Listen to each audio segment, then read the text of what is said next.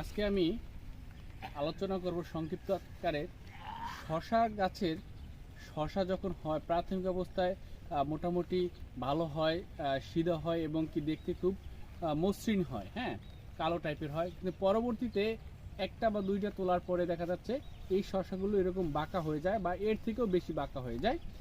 এটা কেন হয়ে যায় এই বিষয়ে আজকে একটু আলোচনা।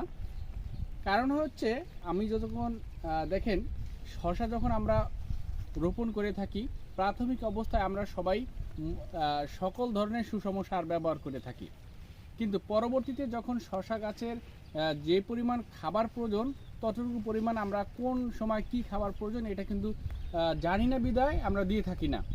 তো এরকম যদি আপনাদের শশা গাছের শশা যদি এরকম আঁকা বাঁকা হয়ে যায় তখন অবশ্যই আপনারা বাজার থেকে কুইক পটাশ আছে বা ফাস্ট পটাশ আছে, গোল্ড পটাশ আছে, যে কোনো পটাশ আপনারা প্রতি লিটার পানিতে 5 গ্রাম হারে আপনারা স্প্রে করতে পারেন।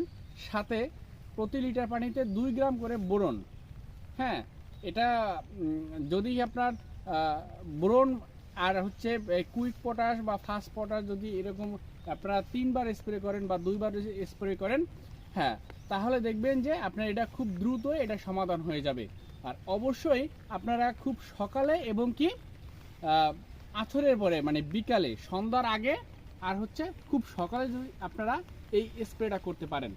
যখন রোদ্র হয়, হ্যাঁ, দুপুরবেলা হয়, তখন অবশ্যই কোনো গাছে স্প্রে করবেন না, তাহলে দেখবেন যে আপনার শশা গাছেরও সমস্যা হতে পারে। আর যে আপনি এত কষ্ট করে পরিশ্রম করে যে স্প্রে করলেন এই স্প্রেটাই আপনার বৃথা হবে। তো দেখেন আজকে আমরা এই পর্যন্তই আমাদের আজকে সংক্ষিপ্ত আলোচনা। যদি আপনাদের শশা গাছের এরকম সমস্যা হয়ে থাকে শশার, তাহলে এই টিপসটি ফলো করবেন, আশা করি আপনি সমাধান পেয়ে যাবেন। ধন্যবাদ।